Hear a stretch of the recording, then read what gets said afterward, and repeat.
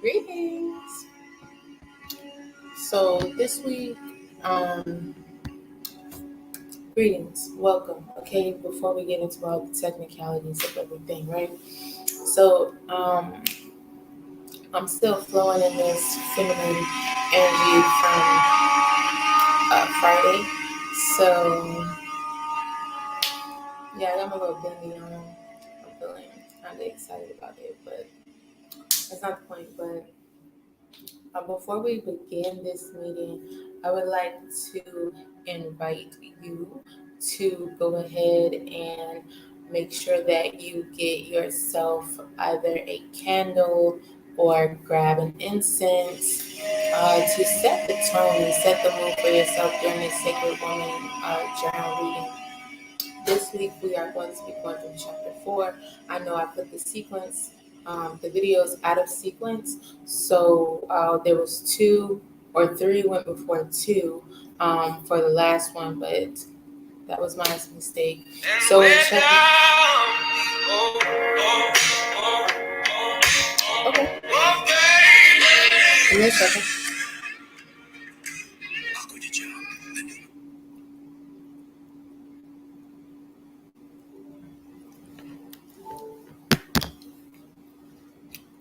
So in chapter 3, what what you should have went over for the remainder parts of chapter 3. Chapter 3 was talking about a lot of womb wellness, womb health. It provided you with chants and meditations for the womb. And there goes my bendy. Okay, so it provided you with a lot of chants for the womb. Chapter 3 also was prayers for the womb. I think I said that. And I will be uploading these for real this week from my podcast channel so that you will be able to flow with these meditations in case you need them to just guide you through. So those will be uploaded this week, y'all. Please bear with me. Give me till like Wednesday or Thursday. I've been working on some things, so I really thank you all for your patience. And I really hope everybody had a great Mother's Day because we really didn't touch base with each other on Mother's Day. However, to all the mothers, wishing you well. To all the single fathers acting as mothers, or you're a single father. Happy Mother's Day to you as well. Because we have some of those out here. Now what was I saying? Talking about chapter 3. It also provided different stories from other women in regards to what their womb health has been looking like. The chapter also touched briefly on the feather of Ma'at and provided a Ma'at feather meditation. This is going to be located on page 60 and page 61. Y'all know I love my Ma'at. Hey girl, hey. So please make sure you tap in to those pages. Oh, and it also provided us some new moon and full moon rituals, which today we are in the energy of the full moon. So I'm just gonna dive I'm gonna read on the full moon meditation or on the full moon womb ritual, in case anyone would like to really dive into that themselves, right? So she says for the full moon, women's emotional and spiritual lives reflect the way, and this is in chapter 3. I'm going to start chapter 4 right after this, but I just thought it was important. And this is located on page 65. So, womb rituals for the new moon and full moon. Women's emotional spiritual lives reflect the ways of the moon and its cycle. As the moon is renewed through its waxing,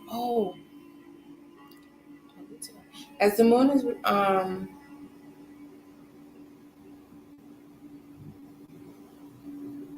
is renewed through its waxing and waning in fullness, so too are the states of women. Tune into the moon through conscious meditation and ritual. Go out into nature under the new moon. Create a sacred womb circle if you are working with a group of women. Play your sacred instruments, drums, sistrum bells, etc. Begin your purification ritual using air, sound, and fire smudging. The woman elder, spiritual guide, or high priestess guiding the ritual is to smudge everyone present with the sage from head to toe. The woman elder is to call out to the name of the divine in gratitude. Then she calls out to the names of Khonsu Nefer Hetep several times as the son of Aman Amud Khonsu crosses the sky every night in the heavenly moon boat. He is an ancient deity of healing and regeneration. Khonsu aids women with fertility problems and the conception of a child, or the conception of ideas. And we know that our ideas are our babies, right? Because a business is your baby. Nobody's going to treat your business how you treat your baby. Nobody's going to treat your ideas how you cater and nurture to your ideas. Nobody is going to treat your child how you cater and nurture to your child, because it's not their responsibility, it is yours. So, then call out Tahuti's name several times. Tahuti is the guardian and the protector of the moon. Now call upon the guardians of the directions. See, and I do this, I call out to the directions. It's a ritual for me to do this like every day, and I've been doing this for a very long time. But adoration to the mother, Mutnet head from the east, Dua Natur, adoration to the mother, Moots Sekret from the south, Dua Natur, adoration to the mother, Moot Aset from the west, Dua Natur, adoration to mother, Moot Net from the north, Dua Natur, adoration to our heavenly mother, Net, adoration to our earthly father, Gel, adoration to Shu, breath, atmosphere, adoration to Tefnut. That was scary. Um,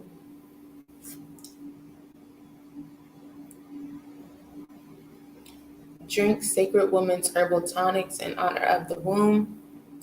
Choose the tonic according to your need.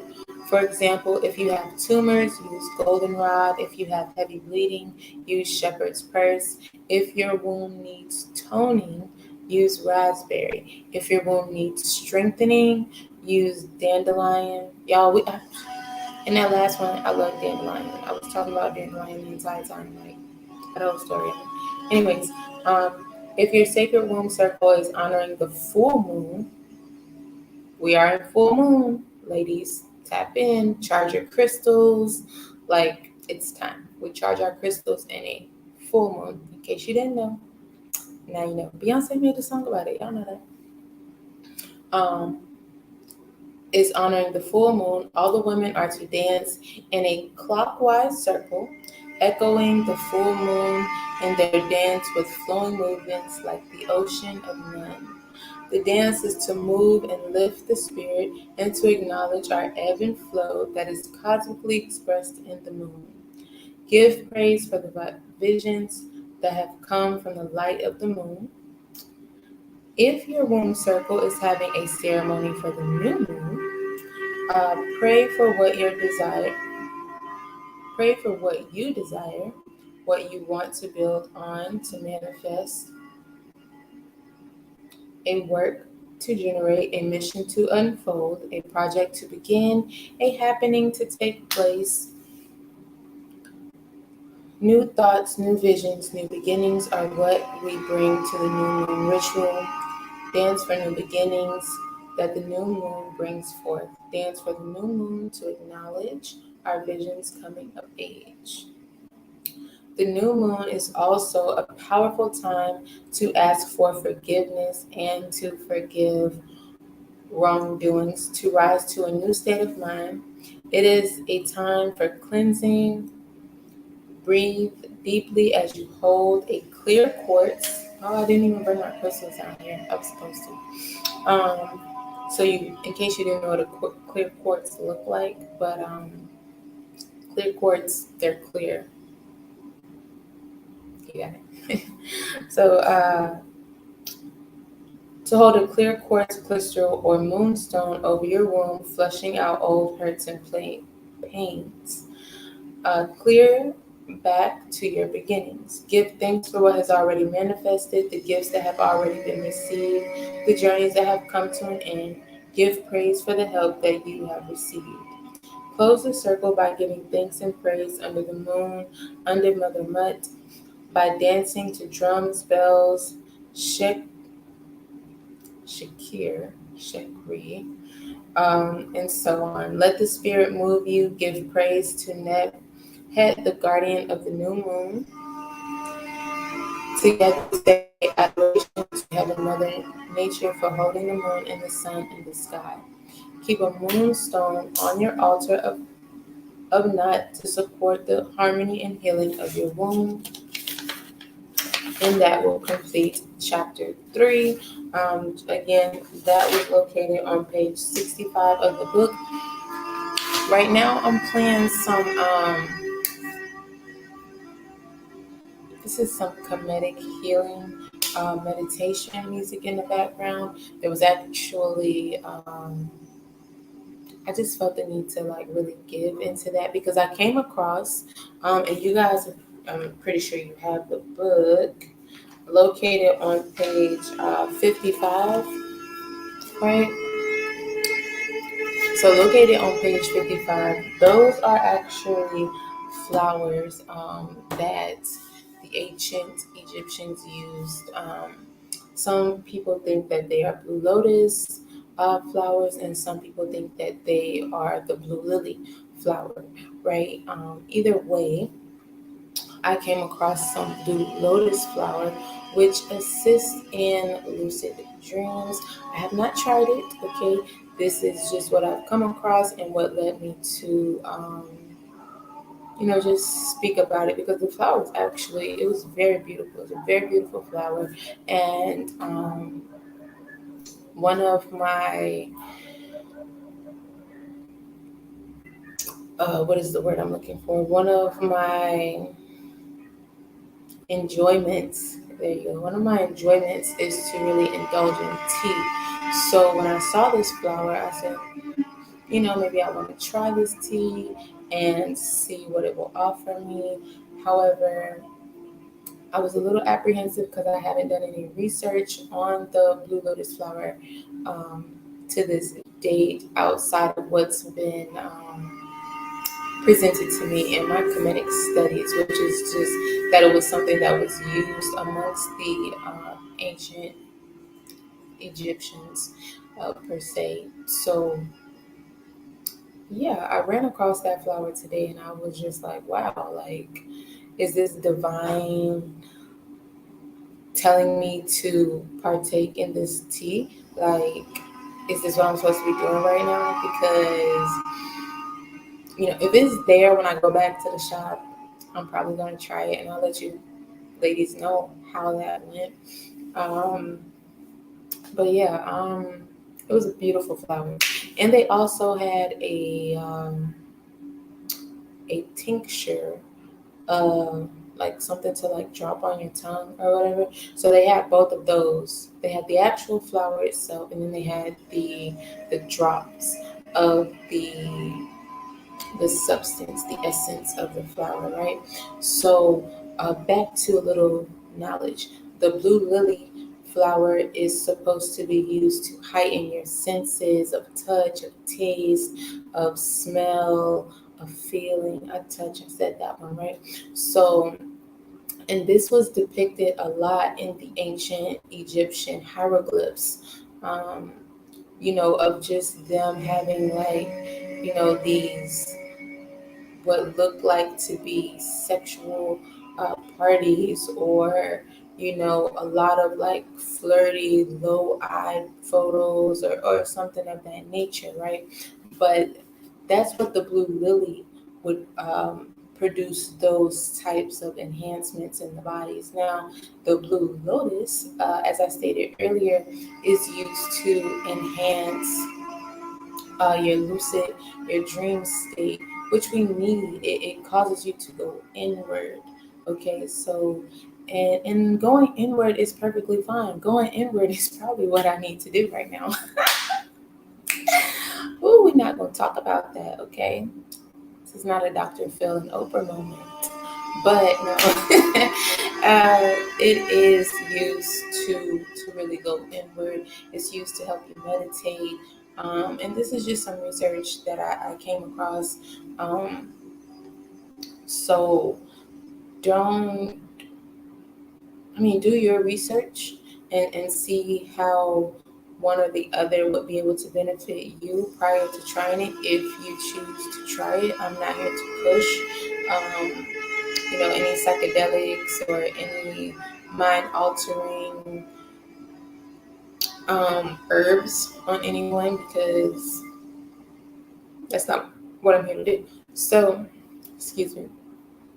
So, those are the two differences between the two. And before we actually dive deep into chapter 4 today, I would like to start with some breath work. I have my candle lit, which you guys can't see, so me pointing to it is irrelevant. But I will grab some sage.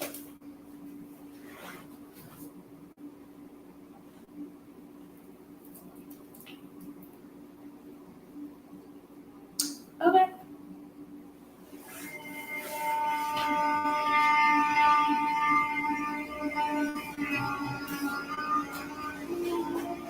And clear the space.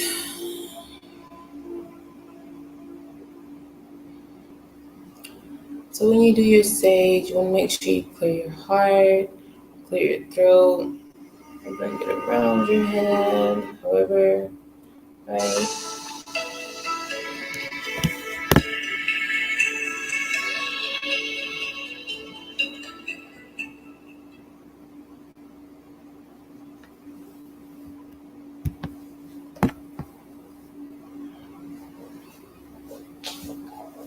Make sure you use an abalone shell or something to catch your um, sage burnt particles with, because I'm about to start a fire and Smokey Bear is nowhere in here. Okay, so yeah, cleanse yourself. Recite what feels right to you for this moment. I am asking that all negative energies that no longer serve us be removed, and that our hearts and minds are clear and able to receive the knowledge that is coming from this book. And that will just be burning right there, just to provide some clarity in the space. I also have some Palo Santo incense going. Oh my goodness. Sidebar. So I was thinking about teaching you ladies how to do make your own incense, because I make my own cinnamon cones and I love them. They are very, they get the job done. So if that's something you ladies are looking into doing, it's the cones, not the actual incense, not the not the stick, but just the little cone thing.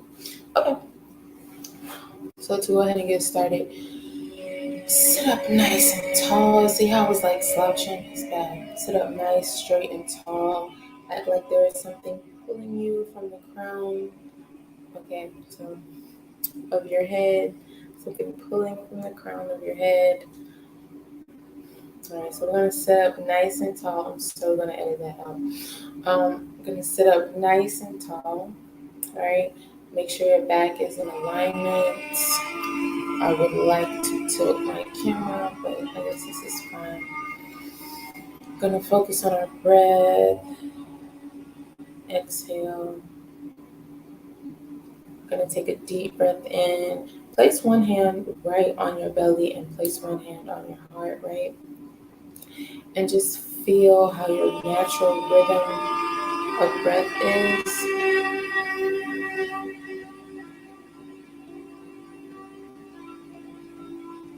And get into that.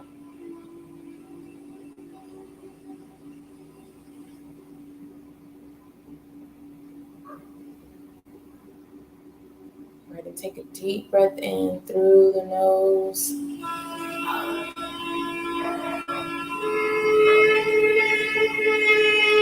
Hold that breath.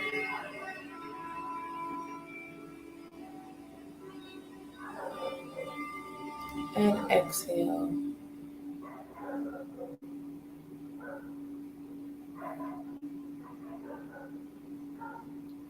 Take another deep breath in.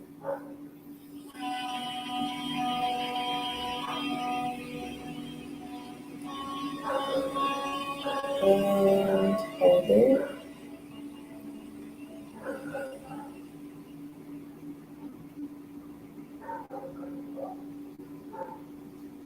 And exhale. Now for this next one, right?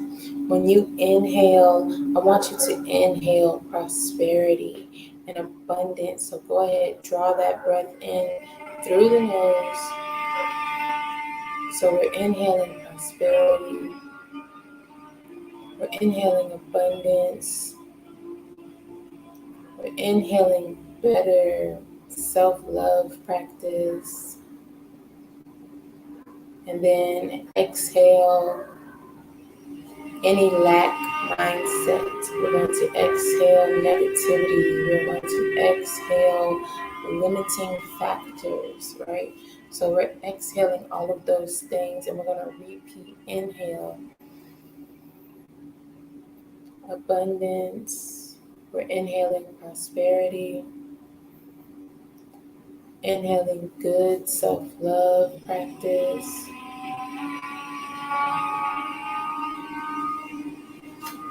And then we're exhaling anything that doesn't serve us.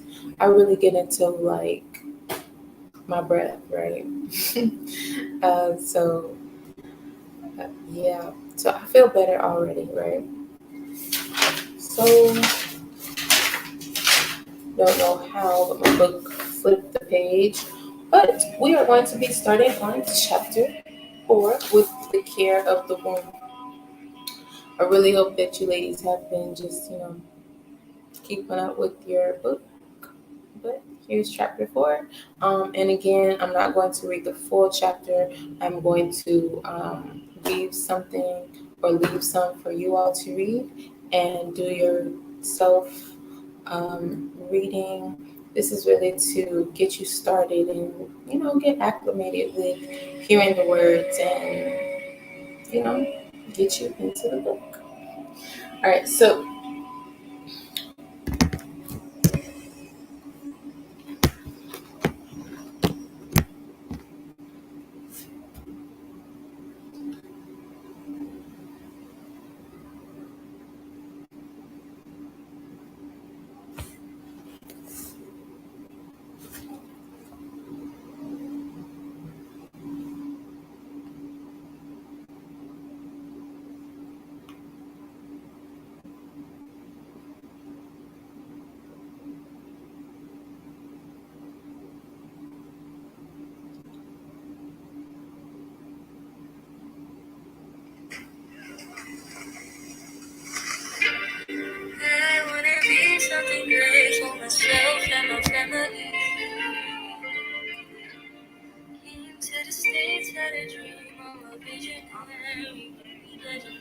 all right, so for chapter 4, I've been on the natural living path for more than 25 years.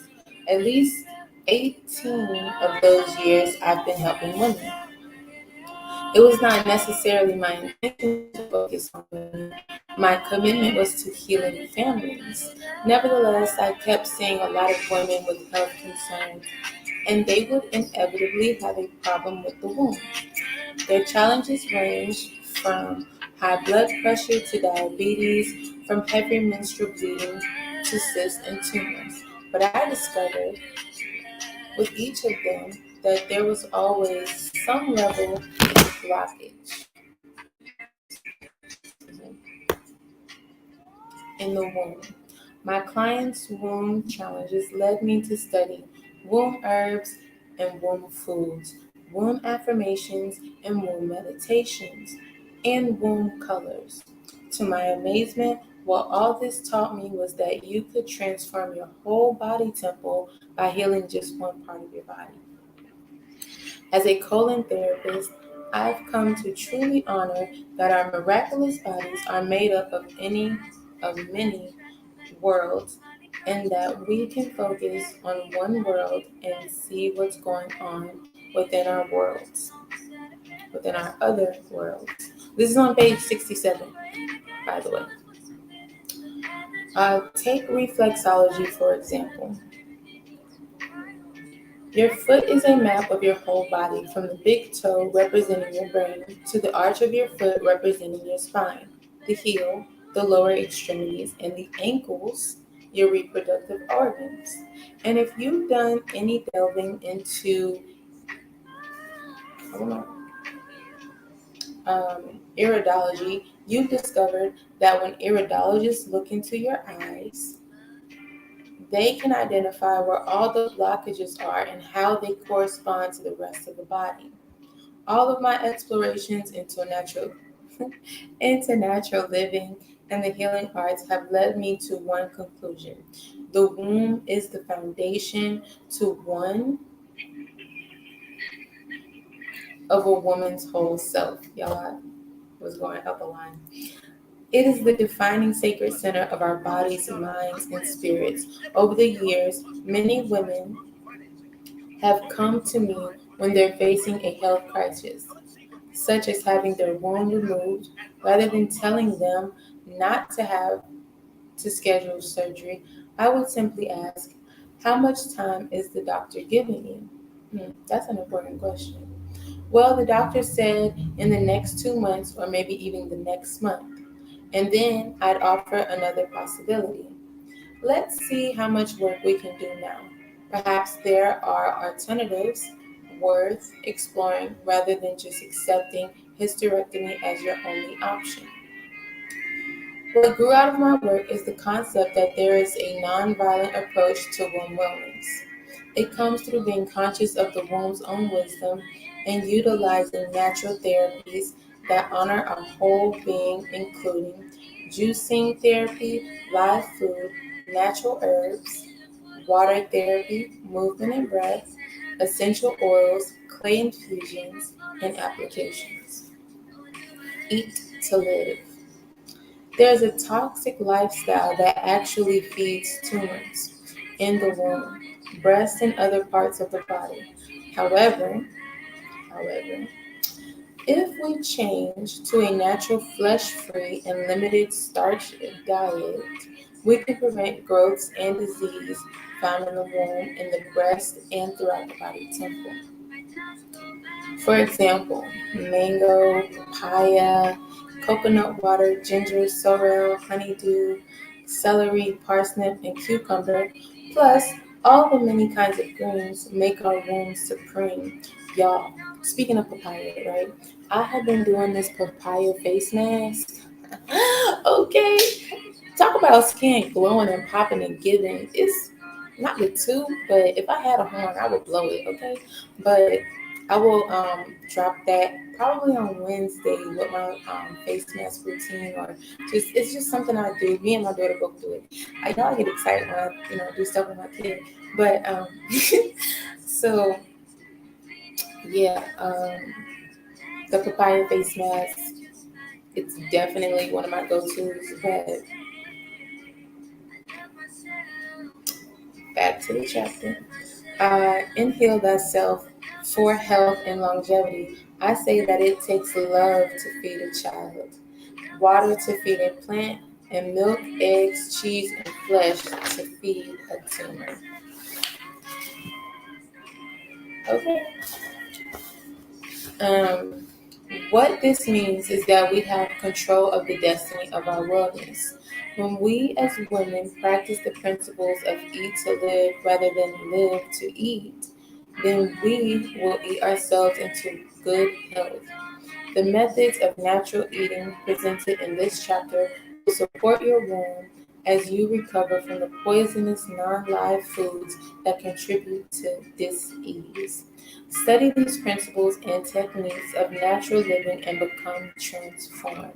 Whether you start off with your womb concerns, whether it's PMS, fibroids, heavy menstrual bleeding, infertility, or menopause, within 21 to 28 days of applying the natural living approach, you will begin to see changes. Our monthly changes cycles offers us a perfect form of measuring. You will see how your life will change from one period to the next when you become conscious of your womb and her wisdom. You will see how the rest of your life changes when your womb changes. Your attitudes will change.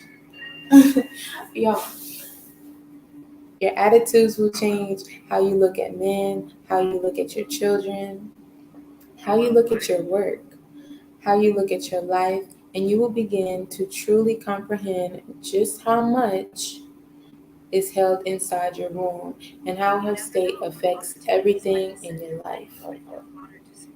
The sacred womb wellness approach.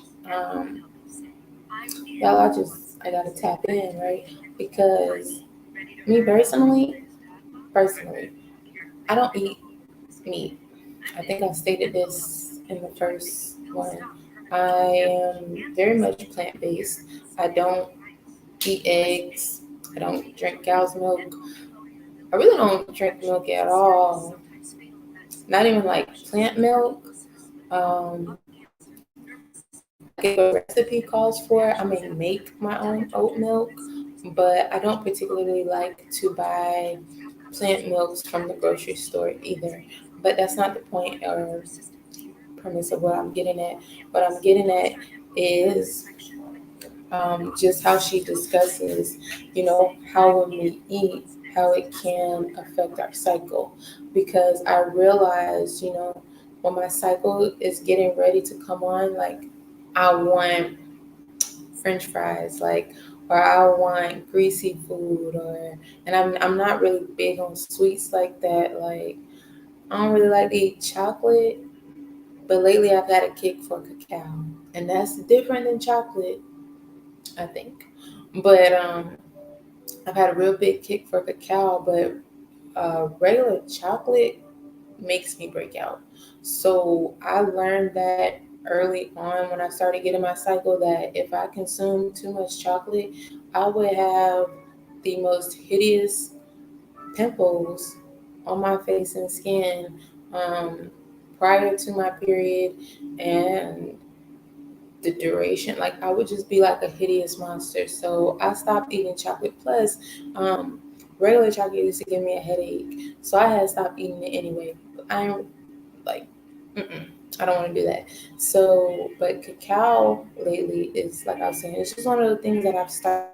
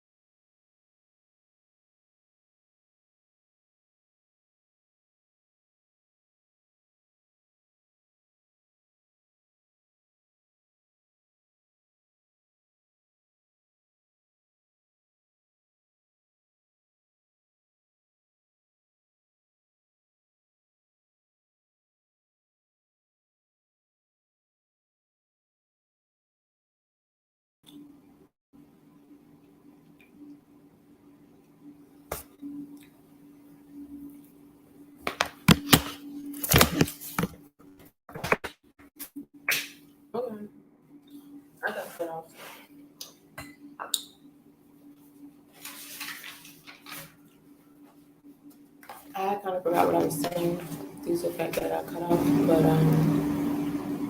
I was talking about my cycle. Or the fact that eating chocolate wasn't really working, but just how food in general has affected the way my cycle is, how I respond to certain things, and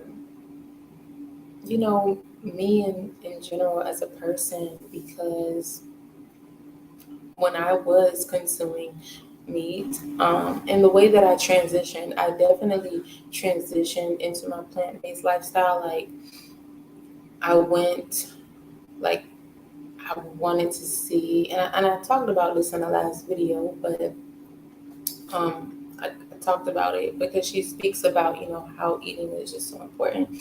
But I transitioned, right? So I cut beef out first, then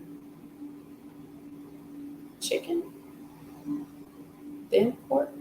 One of those, right? Like I transitioned, but beef was actually the first one to go because after I used to eat my Philly cheesesteak, I used to go straight to sleep. But I decided to leave all that alone, and I actually have I'll include it in the Discord link, some videos in case anyone is thinking about transitioning from consuming meat, just some videos, some health videos that you might want to see because of the information they provide. Now, let me tell you how these videos will not help you. These videos will not help you if you watch these videos and then go to a bunch of meat eaters and say, "Hey, I don't think I really want to eat meat anymore." They're gonna say, "Your grandma ate it. Your great great granddaddy ate it. We eat it." You know what I'm saying? Like, you can't take new ideas to people who aren't on that frequency yet. So stay in your lane. Okay, stay in your lane, right? And sometimes you just gotta coast in that lane alone. Sometimes it's not easy, but you can definitely get it done. To continue, we're back on page 68. To begin our journey into the care of our physical wombs, I offer you the following womb wellness visualization and affirmations. So, sacred womb wellness affirmation. Meditate on womb wellness. Visualize a well womb daily upon the rising and setting of the sun for what you see and breathe into your soul. You become. Affirm. My fallopian tubes are clear and clean. My ovaries are rich and filled with life.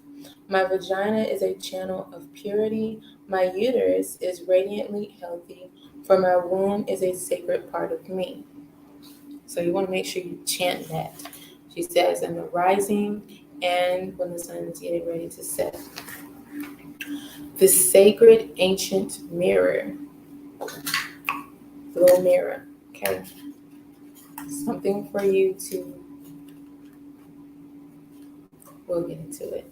The mirror was first developed thousands of years ago in Kemet by polishing a metal surface to a high reflective shine.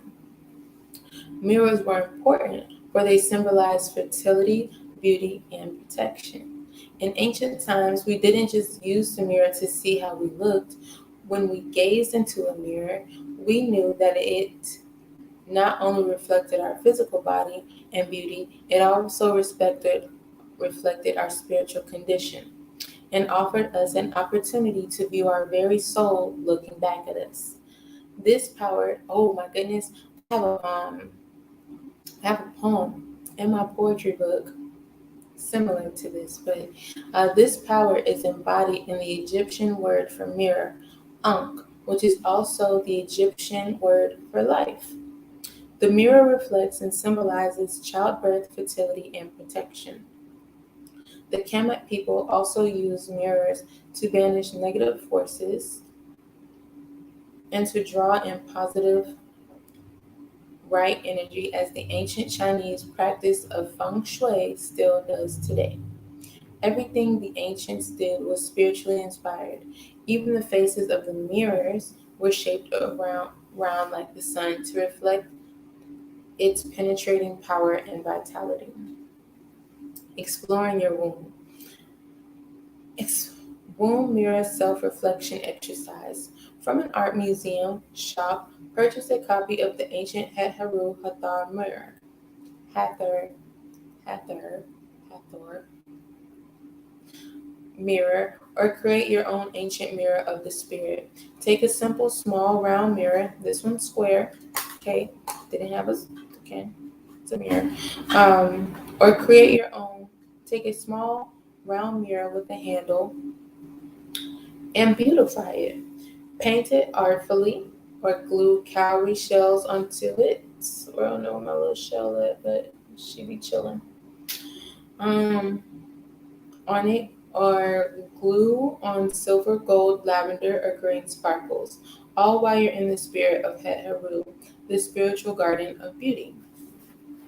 To begin to get to know your womb, take your spiritual charged Het Haru mirror with you to a quiet, private space in your sacred sanctuary, preferably where some sunshine is flowing through your window. Put on some soft music, strings, or flute or piano to create the right atmosphere of your womb journey. Sit quietly on the floor and breathe deeply as you meditate on Mother Nut for inner peace. Now, pull your dress up to the waist or take off your slacks and remove your underpants. Slowly spread your legs wide and place your sacred mirror between your thighs. Looking inward, take a long, deep, meditative look at the entrance of your womb.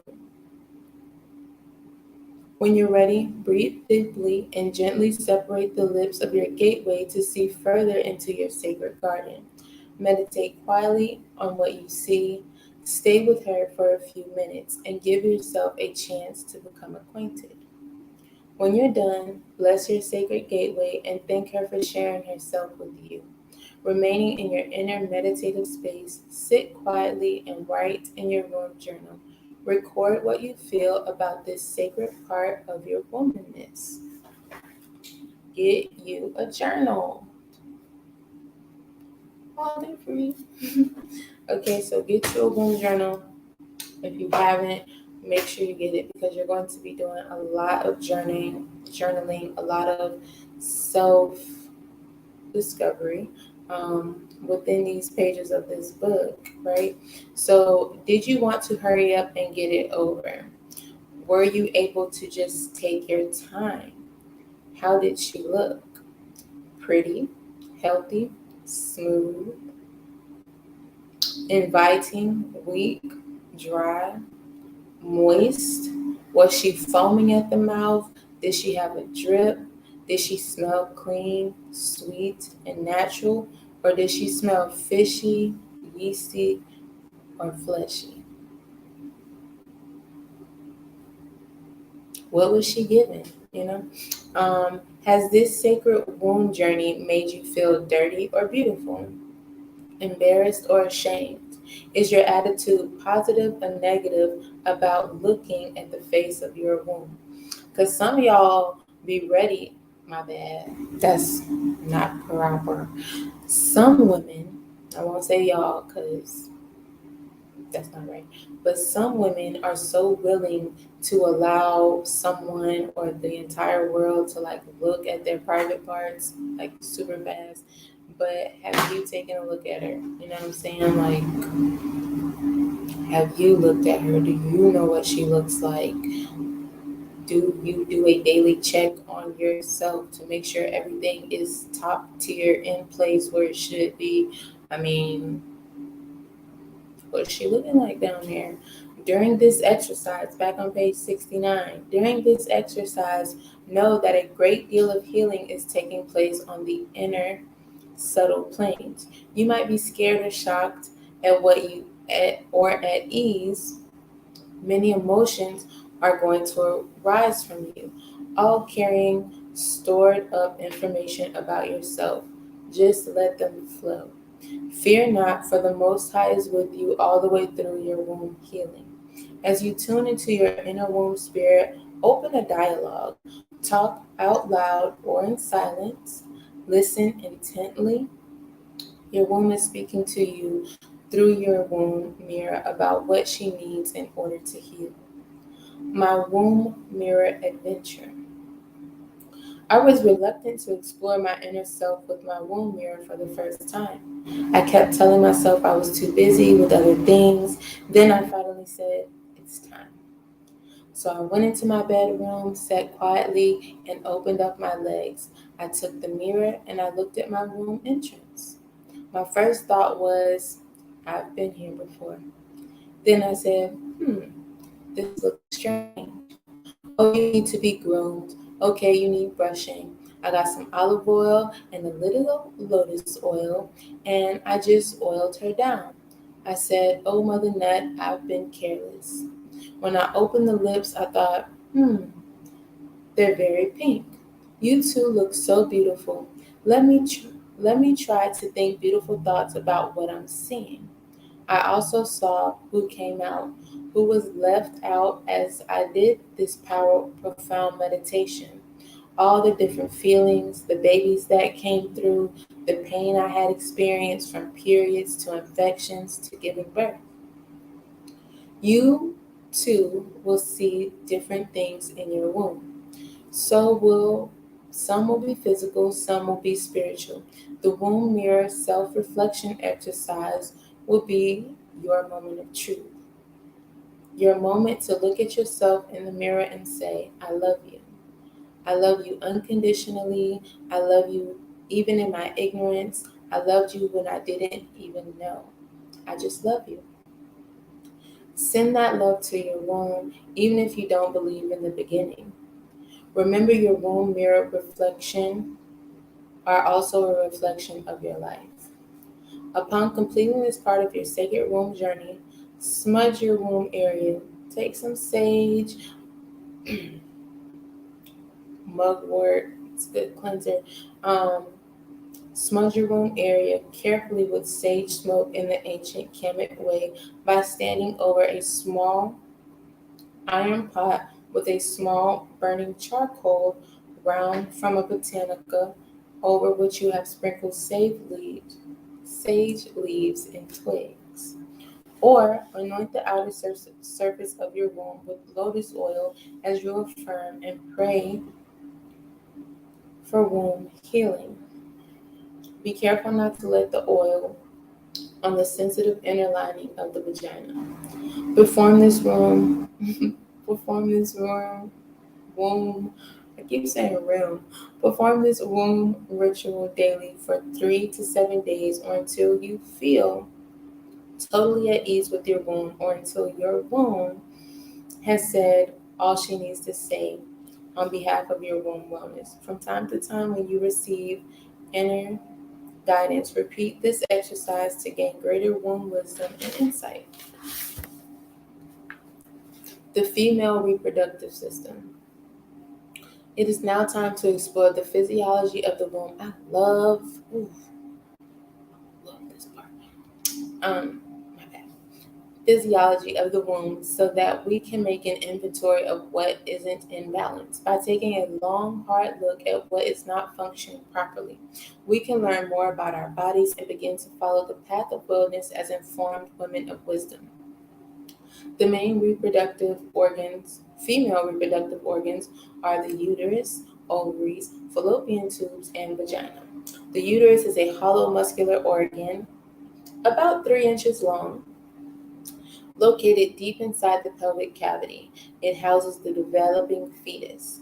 The cervix, the neck of the uterus, projects into the vagina. The vagina is a tube.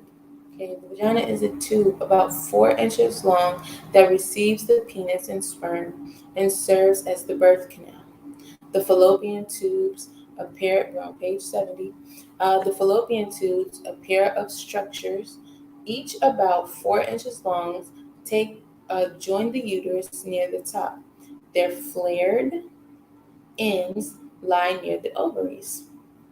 The ovaries are almond-shaped glands that produce ova or eggs.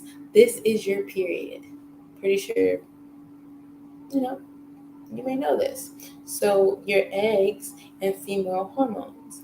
After an ovum is expelled into the pelvic cavity, it passes through a fallopian tube into the uterus. If the egg has been fertilized by a sperm, it implants in the wall of the uterus and gestation begins, which means a baby is developing. Common manifestations of the womb, imbalances of and illness. By the way, I'm drinking on my flaxseed water. My flaxseed water to assist, which you should have read in chapter 3 about the fire drink, and actually this is in page 87.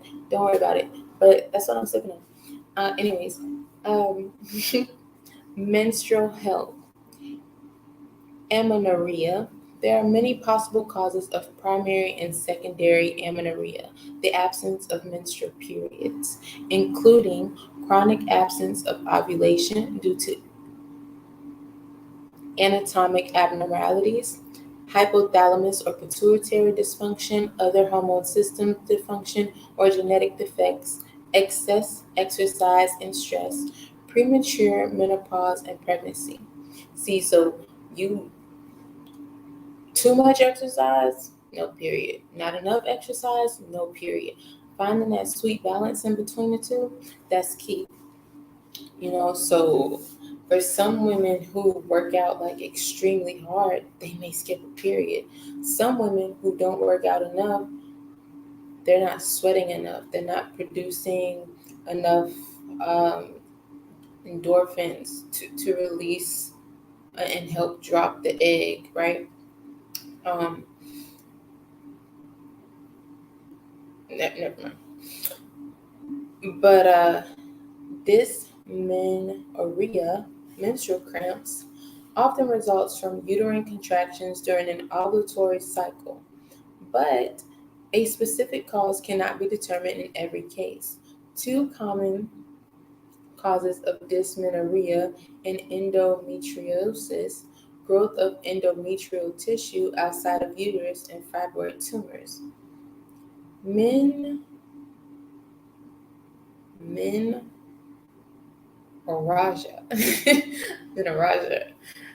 Excessive duration or amount of menses often lasts 5 to 10 days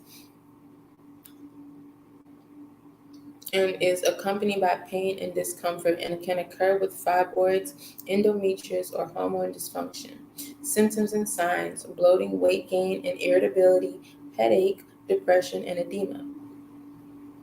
Sexually transmitted diseases.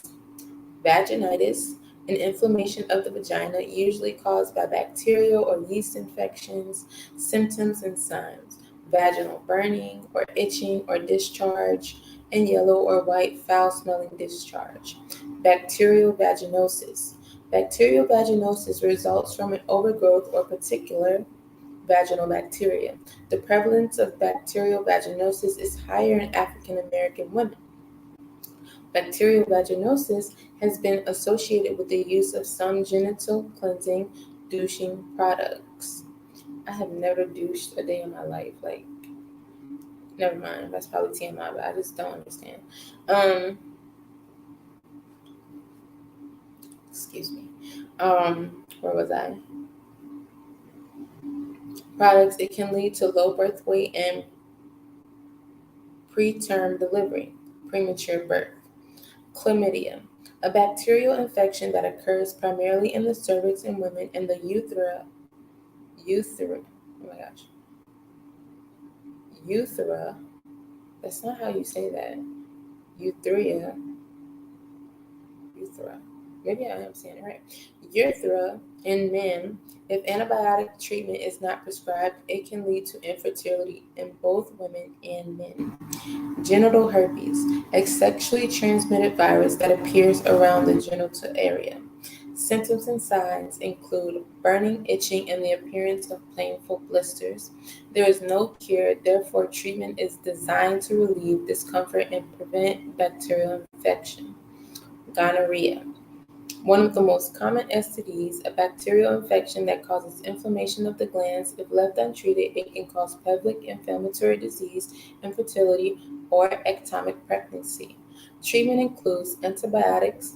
However, there are some strains that are resistant to treatment. Syphilis, a bacterial infection that multiplies rapidly in the body.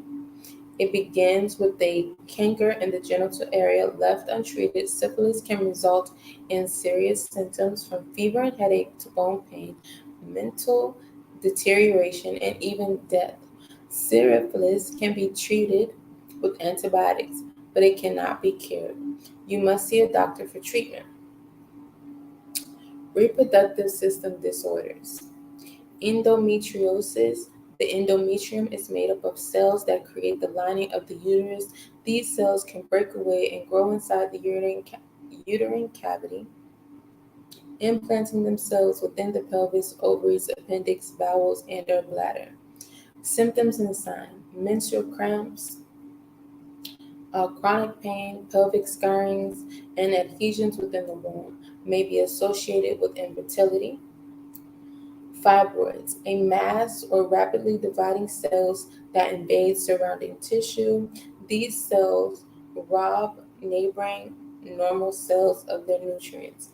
Symptoms and signs: pain and cramping, unusual bleeding or discharge, clotting, severe menstrual cramps, can also lead to miscarriages. Genital prolapse or a prolapsed uterus, a condition in which weakened pelvic muscles fail to hold the uterus and other pelvic organs in place, often due to prolapse, impacted colon, or complications from labor and childbirth. Symptoms and signs: weakened vaginal and bladder muscles, frequent urination, low back pain, abdominal pain may result in infertility, blocked tubes, and miscarriages. Pregnancy health.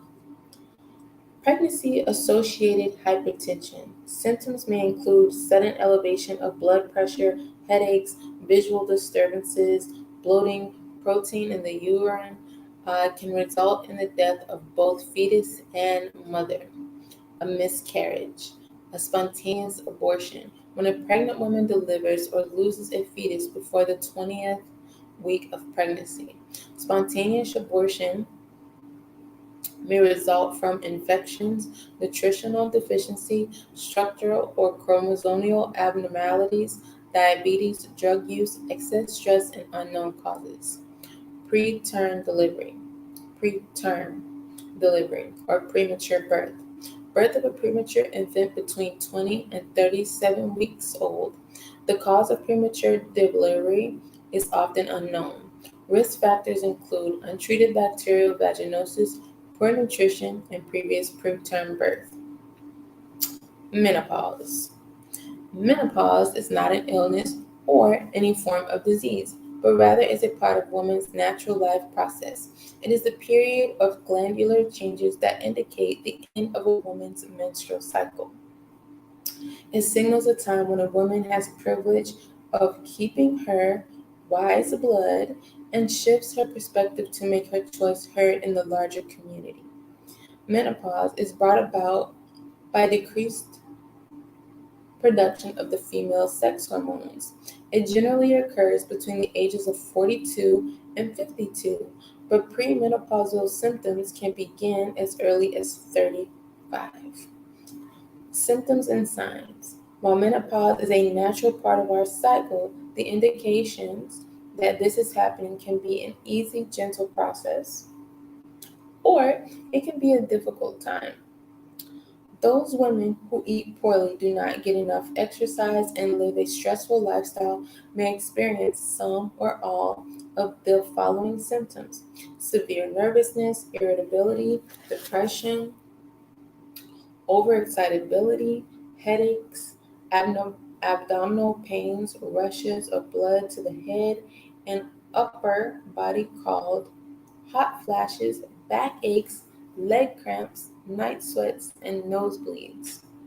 However, we have the power to prevent or heal ourselves of these various toxic symptoms by eating live foods and fresh fruit, by fruit, drinking fresh fruit and vegetable juices and herbs teas, by maintaining a clean colon, by exercising and meditating daily, and above all, by healing or releasing all negative relationships and getting them out of our lives.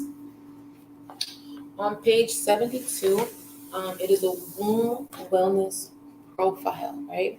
The following womb wellness profile has been divided into 6 categories. I'm going to let you, ladies, look over that womb wellness profile, chart it, make some copies of it, see how it best serves you.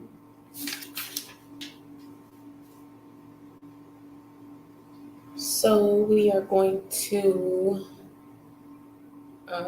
and then on page 74, she discusses how to interpret your scores. And then we are going to be on page 75. Many of the conditions in categories C through F indicate, okay, she's talking about the deep healing requires deep commitment. That is not how you say that word. Commitment. Okay. So many of the conditions in categories C through F indicate the existence of long-term challenges to womb wellness. It will take a serious commitment and disciplined effort to regain maximum womb wellness. In addition to radically changing your nutritional habits and general lifestyle, it is critical to seek the help of licensed health professionals such as a gynecologist, fertility specialist, psychotherapist, and so on. Joining a sacred womb circle for support and feedback is also highly recommended.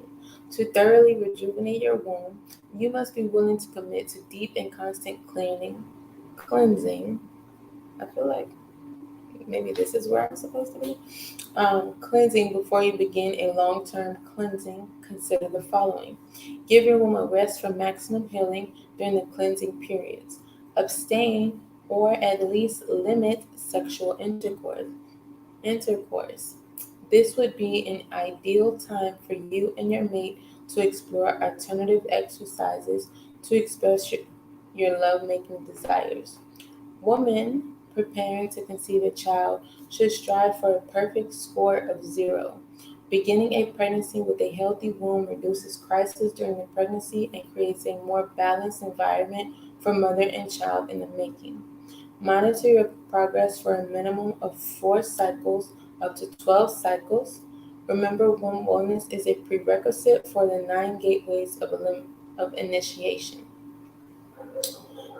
So definitely make some copies of the chart located on page 72, finishing up on page 74. Womb imbalance stops here. Healing the womb of your family. Attaining and maintaining, I almost dropped my book.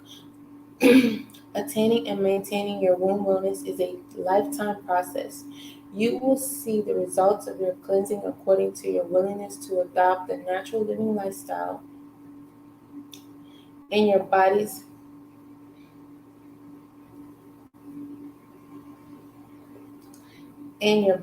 capacity to release the toxins that cause blockages to your wellness.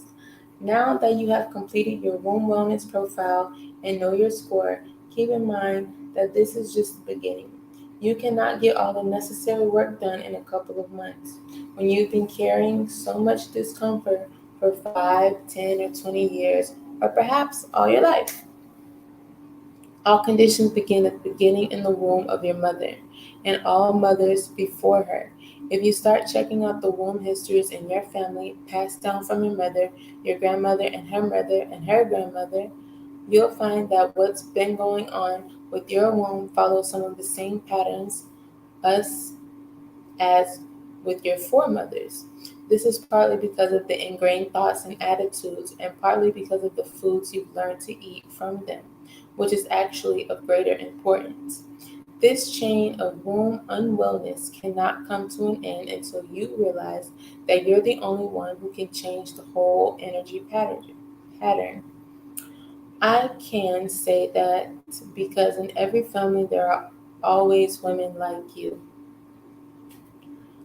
There's always one who stands out, who looks peculiar to the family, who does things a little bit differently, dresses a little differently, wears colors a little differently, and the family is always saying, "Why are you doing that?" In that woman, there's a light that refers to be turned down or off. No matter how the whole family has been functioning for hundreds of years, you are that light, that sacred woman in training. And you, sister, queen, have probably been feeling alone because you're the one who's so different. You've been feeling insecure, feeling isolated from your family. Remember, my sister, you are the healer. You are the one of the first mothers. You are the one who's going to show them another possibility, another way. You are the one. You are one of the medicine women the whole planet has been waiting for you to remember to bring forth the earth wisdom once more. We are the generation that must retrieve this knowledge. I couldn't ask my grandmother about her womb wisdom. She passed on.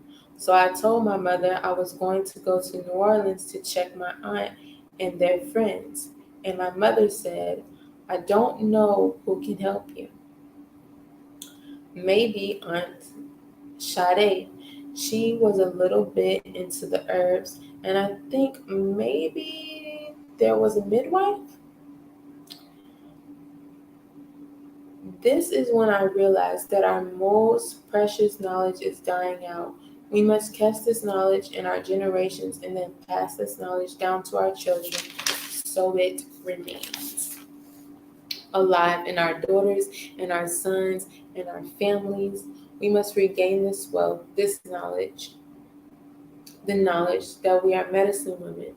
When we were left on these shores, when our captors would not take care of our health needs and we had to heal ourselves, what did our foremothers do? They prayed, they meditated, they turned into their inner voices, and then they went to nature, to the roots and the wild herbs. I always remembered the sacred elder women who would rock on their porches, and while they were rocking, they were aligning their energy centers, and they were humming, tuning into who they were, and listening to what they had to do to heal their child, their husband, or their sister, friend, or neighbor down the road. They would keep listening until they connected to the source, to the Most High, and they would hear what they needed to know. Ella almost started crying. Okay, this is the clay we need to put on this person's forehead. This is the bush or leaf or flower we need to get. George Washington Carver would speak to plants and they would hear. Our foremothers would pick up those energies, pick up all those energies and those vibrations and heal themselves and others as well. This is a part of our rich legacy. Much of this tradition lives on today in the islands. Island people are more often in tune because they're closer to the ways of Africa. Their culture was not dismantled or destroyed as much as ours. So they were able to hold on to a link with the motherland. Even though we've become more contaminated, the fast foods, the fast life, and have forgotten about the bush, forgotten about the natural way, The South still maintains that connection with the African mainland. I have memories of children being lined up for their bush teas and remedies. I have this memory not because I ever saw anyone actually standing in line, but because my DNA holds all these memories.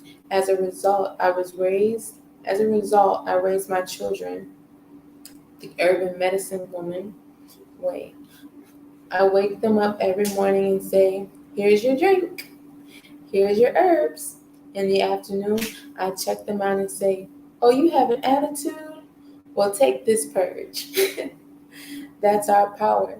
To know all things, to know how to connect, how to tap back into that sacred place of empowerment.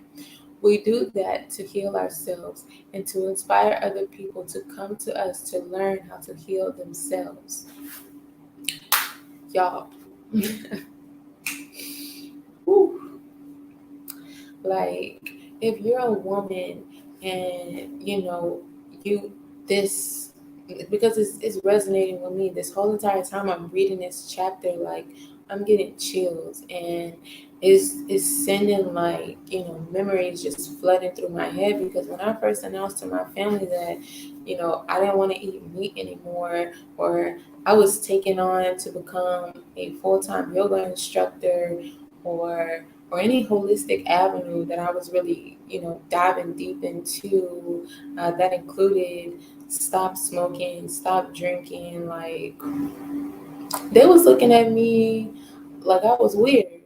And I come from a very, how do you say it? I come from a very outspoken family. Like, nobody in my family knows what holding their tongue is. I'm pretty sure if we had a family dictionary, that it ain't in there. Okay. So, they very much expressed to me, like, what are you doing? Why are you not? And for a long time, it was really hard. Like, I didn't understand it. Um, but I paid attention to how my body was feeling. And then I became an observer of them. I think my family was my first teacher in how energy was affecting the body, or the food energy was affecting the body, how different, if they ate a particular a dish, how they would behave after. I really started to study them, their behaviors afterwards. Like, we went, out to eat to a seafood restaurant or whatever. Excuse me. How attitudes can change. Sometimes it's happy, but sometimes people can become more, um, a little bit more aggressive after they eat a certain type of meat, and it really just depends on, um, it depends on the person, but it also depends on the factors surrounding that meal. It depends on, well, how was this meat handled? How was it served? It depends on a lot. But I don't want to go too far into that, but I really was just like, wow, like, was I acting like that after I ate, shrimp? Because I used to love me some shrimp. But, yeah. And then even, like, after, like, when I first started getting, like, my period, like, for the first 2 days, don't talk to me, okay? Like, and this when I was younger, like, I couldn't go to school for my first day of period. Like, every time I had my period, I would, like, miss the first day of school. Um, or, especially if it fell on a weekday of school, like, I just couldn't go to school, like, the first 2 days of my period, because I would just have such horrible cramps. And my mother's, my mom's approach to this was, you better take these ibuprofen and get your behind to school. Like, get your ass on that bus and go to school. Anybody got time for this? Like, real deal. So, luckily,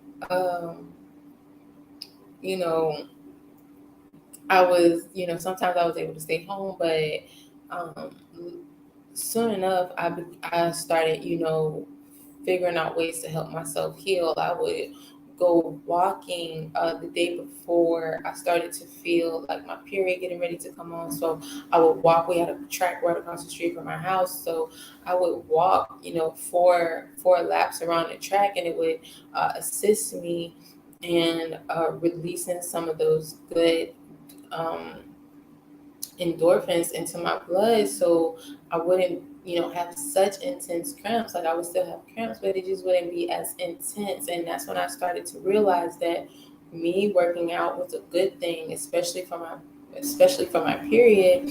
But keeping that consistency was, something I had to learn to do. So which is going to just go right into this next part with the seasons of womb wellness. So, like, seriously and honestly, like, I really just love this chapter because my granny, like, she always had like a little tincture somewhere, rub this on that, and my mama was like, we gonna do it, but take that ibuprofen or take this Tylenol. My mom wanted the quick, remedy, the quickest thing, because she had 5 kids, my bad. She had 5 kids, and she had to go to work. Her and my stepdad were working to, provide for us. And if one's down, then that means somebody gotta take off work for the money to keep coming in. So this whole holistic thing wasn't always something that was easy for her to tap into, right? So me taking this approach to life and then, sending it or extending it down to my daughter was just like, what? Because now my mom and my family members have to cater to the diet, especially if I'm allowing them to watch my child. Like, she not eating that. Like, y'all not gonna be giving her cheese. Like, it was a whole it's very big thing, but I will continue to read before y'all get to know me on levels y'all don't really care about. Right? So I keep moving around. So yeah. The first rule of being a good medicine woman, a really strong one, is that you've got to heal yourself. Okay, I figured this out early. I figured I had to heal myself, because if not, people are going to give you what they want to give you, and it don't matter about them. It don't matter about you at that moment. It's how it can better their situation and what they need you to do. So for my mama, it was take these ibuprofen and take your ass to school. Okay. That is why we begin with the womb wellness profile. It will help you chart the map of your growth. You may want to make copies of it so you can use it for an entire year. So she recommends a year for those charts, located on pages 72, 73, and 74. I believe that in 4 seasons you can resurrect and heal anything, because each season leads to do a different kind of healing work. Ashe. To give you an example, when you go into spring, you feel it's a time of renewal. Like a budding flower, you open up and let go. You'll be doing more exercising and dancing and singing, because it's one of the best times to open the womb. Then, when the summertime comes, if you're healthy, you don't get wiped out by the heat. Heat energizes you, and you really grow to your fullness.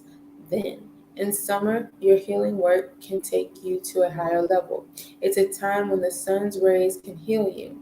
The sun purges, cleanses, and recharges the physical and spiritual body.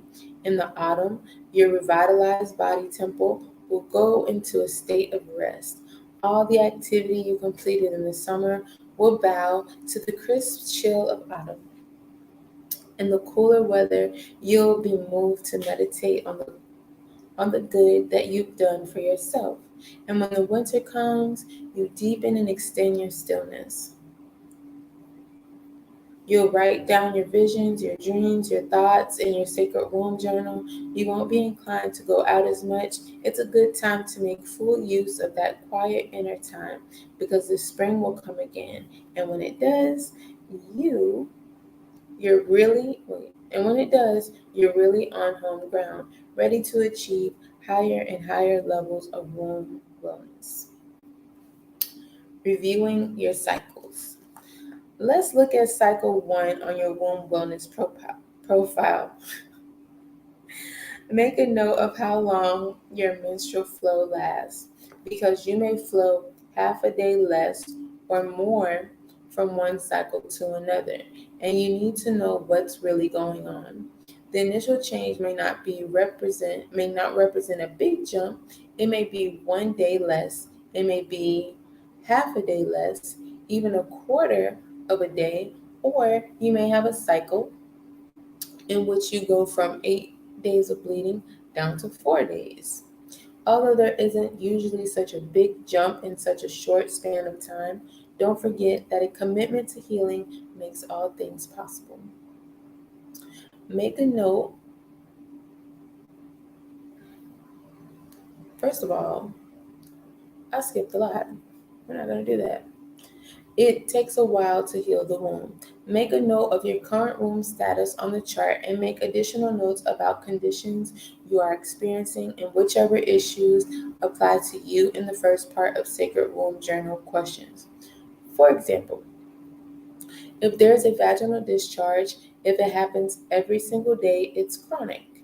If you have a vaginal discharge that occurs 2 or 3 times a week, then it's there, but it's not as chronic. If you have a discharge once a week, then you have a lower score. Again, the goal during each cycle is to get to 0, which means the womb is whole and well. The lower the score, the healthier the womb. While you may start off with higher numbers, a new cycle begins every 25 to 28 days. Although the normal length of your cycle may vary, as you start to apply the Heal Thyself techniques, your score should become lower and lower.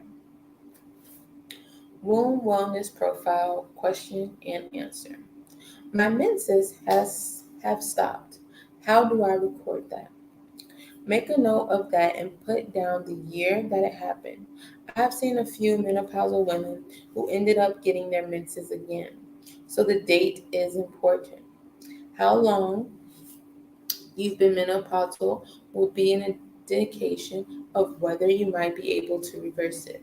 The reason women would want to reverse menopause is the hormonal shift can cause serious health problems for postmenopausal women. When you tell us to keep track of our periods, do we put down the dates between periods or from beginning to end? These are great questions. If I mean the cycle of time from beginning to end, you may spot for 2 days, but there's part of your menses, but that's still part of your menses. So you have to add up the entire time. You may have a heavy flow for 2 days and then spot for 3. Include all that and make a note of the heaviness or lightness of the flow.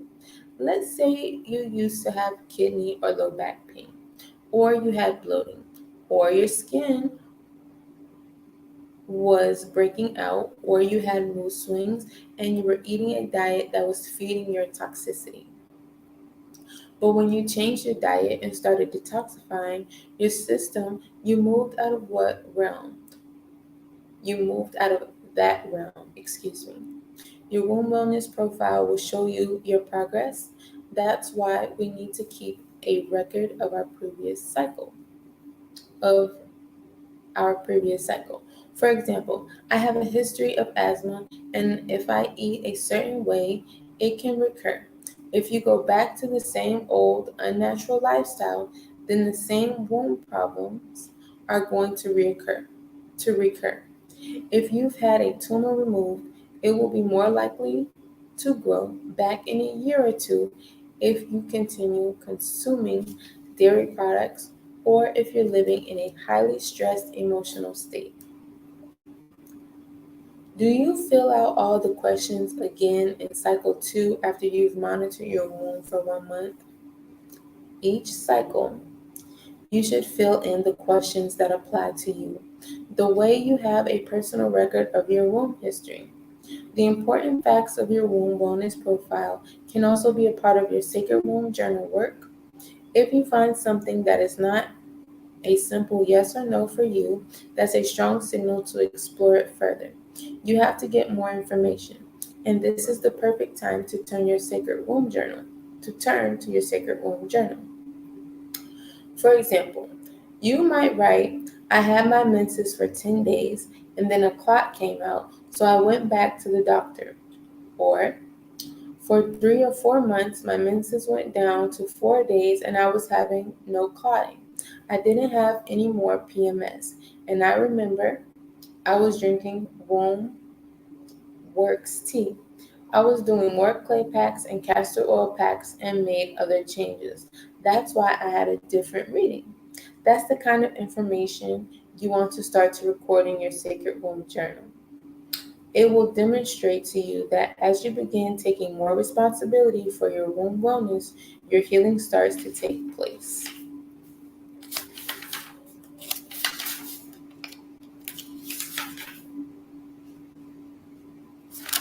Y'all, this is what I was talking about. This is the chapter that's telling you about the flaxseed drink. So y'all know I've been reading. I was just kind of skimming ahead real quick just to kind of keep up with myself. We're kind of like an hour and a half into this already. But so the Sacred Woman's Womb Wellness Diet. Okay, so here she's. The more you cleanse the body, the easier it is to make healthy changes. As you look over the Sacred Womb Wellness Diet, you'll see that this womb diet is basically vegetarian. While you don't have to be vegetarian to get on board with your womb wellness, you do need to start cutting back on flesh foods. Beginning. If you are able to make a change, I just put a word there that wasn't there. If you are able to make a change now and you've been eating all levels of flesh, graduate to fresh fish, not shellfish, for the next 21 days. Just fish as fresh as you're able to find. It is the least toxic of all the flesh foods. Keep in mind all the chemicals, all the antibiotics, steroids, and other hormones that are injected into our meat supply. They completely disrupt our hormonal balance. Don't forget that the more you take in something that bleeds, the more you will bleed. So you want to come off the beef right now. See, and beef was the first thing I cut off, and that was prior to even reading this book. I promise you, like when I cut beef off, first of all, I watched this video and it showed me how they be killing them cows. And y'all, I could not look at my daddy's steak the same way. It was horrible. Like I felt bad. Like I felt like, damn, I'm eating that cow that was killed like that. Like no, I don't want that. So either way,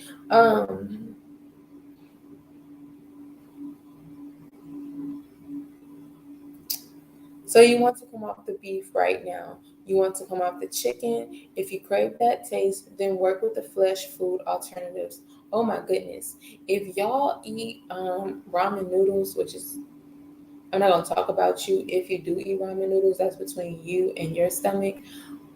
Especially if you eat especially if you eat the chicken flavored ramen noodles. I'm telling you, I found this curry and I put that curry on like all my noodles because it just reminds me of like chicken ramen noodles. Like I really think that the person who created chicken ramen was really trying to embody like that curry flavor, but they just wanted to kill people, so they threw in all that sodium, all that salt, and just like messed up curry. But I'm telling you, get you some good curry powder. Oh my gosh, get you some good curry. Get you some like spring onions. I think that's what they call them, little green ones. And get you some carrots and get you some real onions and chop up in there with some broccoli. And then put like some cayenne pepper, a little bit of red pepper flakes. I love spicy food, by the way. So all of these spicy drinks that she had in here was like right up my alley. Okay, so that fire drink, that rising drink for the rising with the olive oil, the cayenne, the lemon, and it's cayenne, lemon, olive oil. I think that might be it.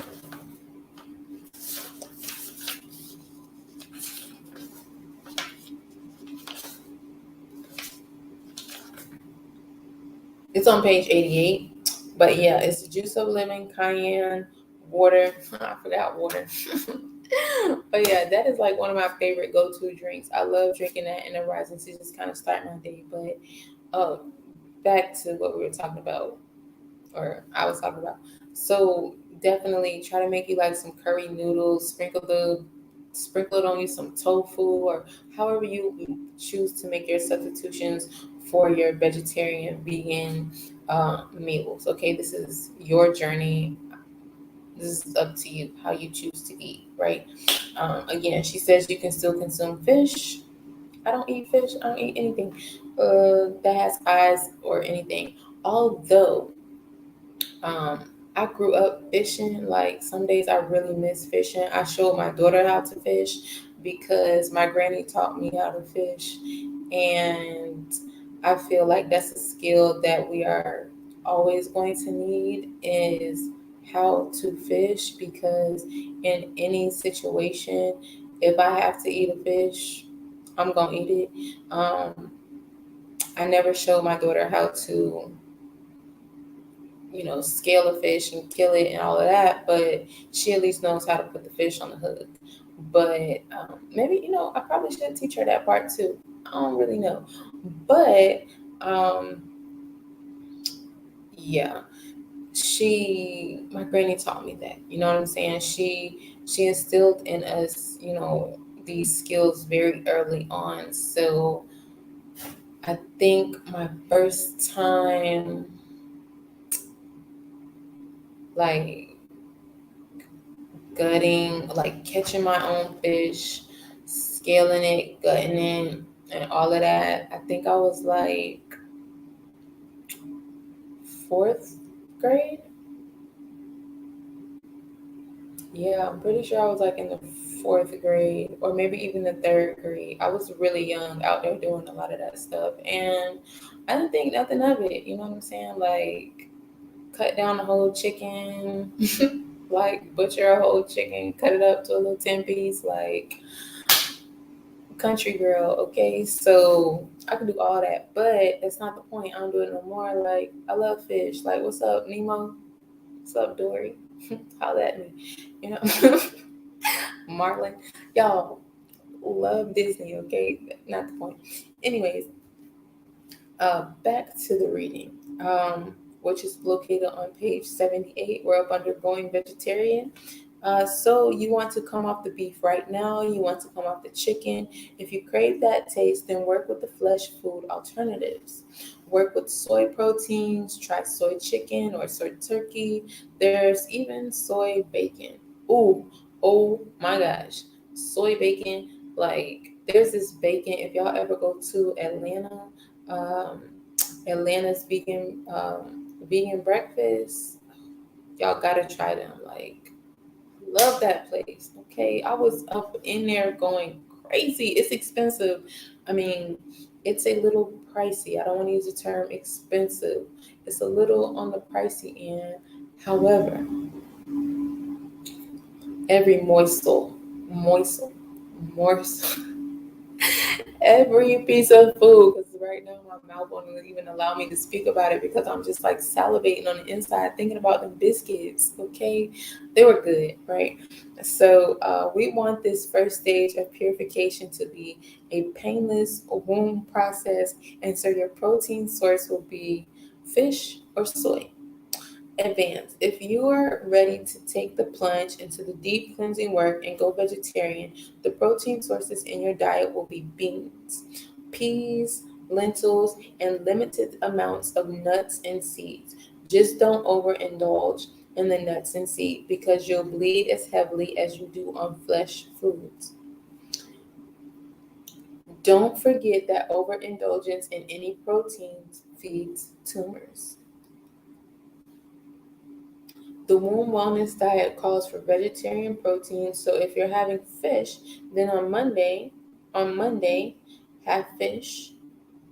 Tuesday, black beans with brown rice or millet and vegetables. Wednesday, fish with vegetables. Thursday, kidney beans and so on. So she's saying alternate the fish, right? So, alternate, like how she just went. I'm not going to repeat that, but just alternate fish, veggie. You got it. There are primary enemies that attack the womb on a dietary level. One is flesh foods, one is dairy, another is white flour products. Milk, cheese, ice cream, eggs, and flesh foods feed a tumor. Tumors grow on something inside of you, and they don't come out of the air. Hello. Um, when you add all the intense emotions you're feeling, anger, pain, frustration to meat, dairy, and white flour foods, you're giving your tumors a banquet.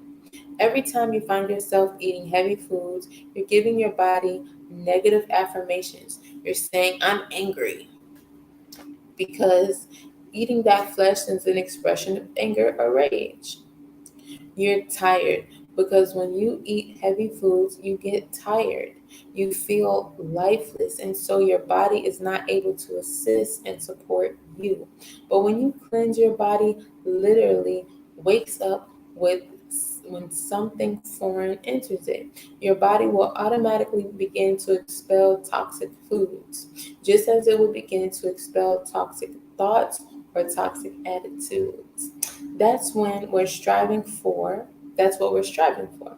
So work on those principles as you follow your womb diet as closely as you can. So in also doing some of this, be cognizant and mindful that when you're going through this process, your body will, like she says, it will begin to expel um, toxicity, right? So you might start to see like blemishes. If you have clear skin and this is your first time going on a cleanse like this, you may possibly see some type of pimples popping up because your body is figuring out ways on how to get those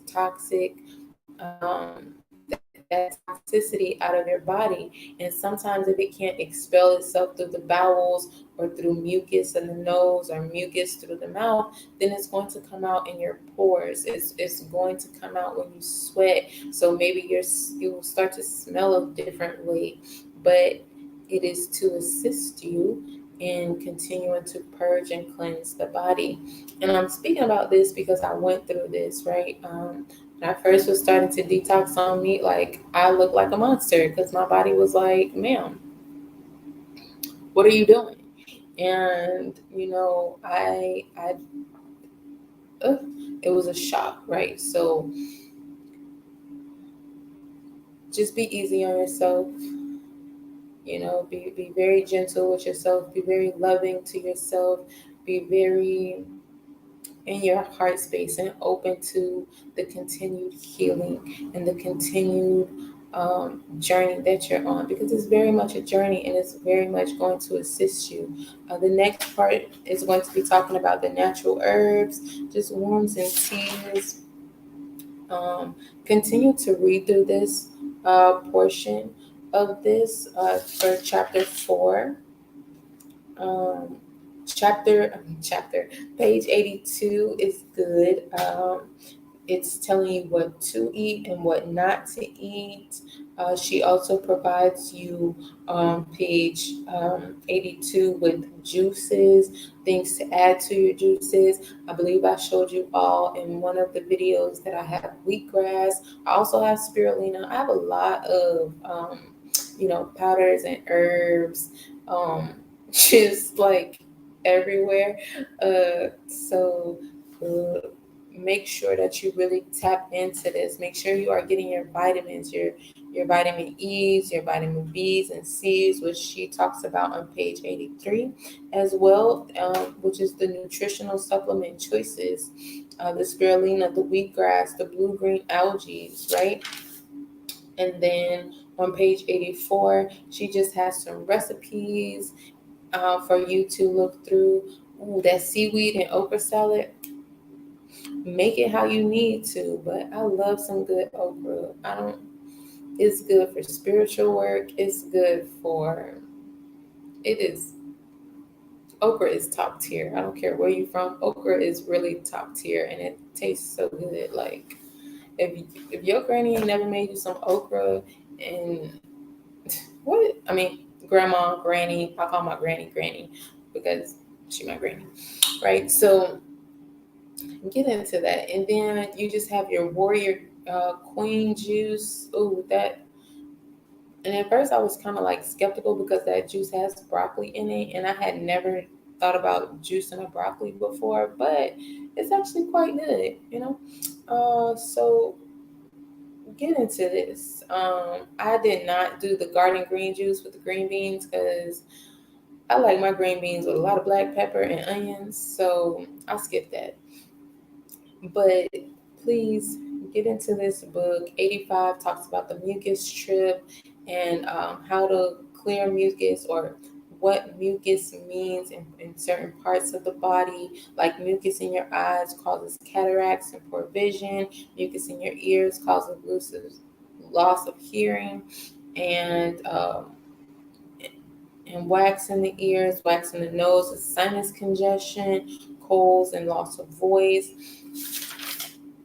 And then she talks about cleaning the colon and how important it is to clean the colon. Like some women are not having periods because their colon is full of fecal matter, right? So she talks about these enemies of the womb and menses and elimination.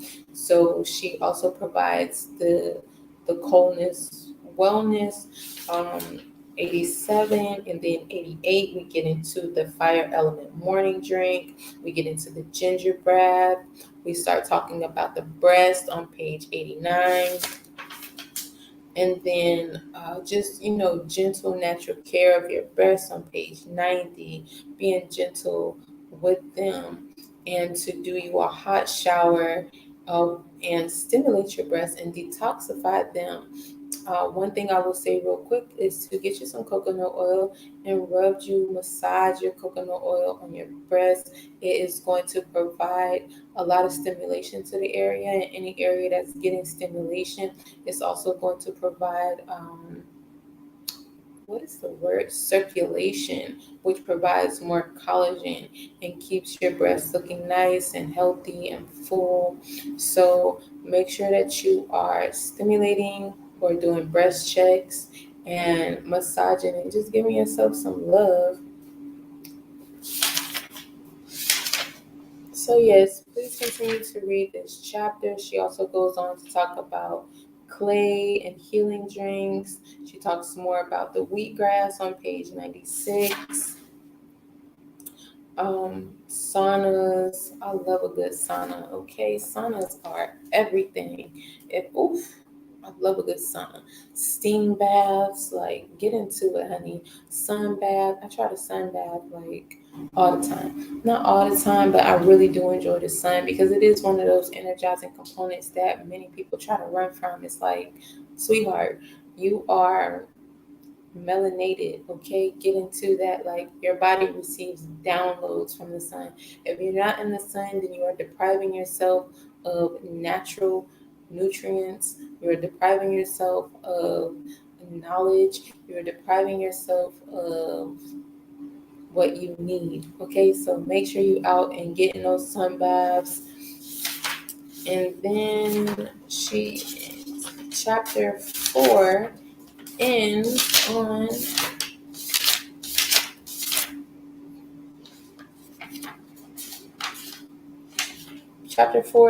page 120. So this is such a long chapter. So I might pick this back up, do a breakup, 2 parts to chapter 4, maybe come back. I'm not gonna say it here because I don't want to be a liar, right? And I've been realizing that I've been saying stuff on here and I have not been following through, y'all. I'm a work in progress, and I appreciate you for acknowledging and still continuing to show up and watch these videos, okay? Because I'm working on me. Okay, so thank you so much for joining this week for our Sacred Woman chat and being here and sharing energy and sharing space. Remember to wake up and meditate. Do not give your energy to anybody, anything, or any particular situation that is going to try to drain you or make you less than the person that you are trying to become, because guess what? That ain't the plan. The plan is for you to become your highest self. The plan is for you to step, walk, grow into your power and to continue to flourish, right? So with that being said, peace, love, and light. Gratitude again. Ashe.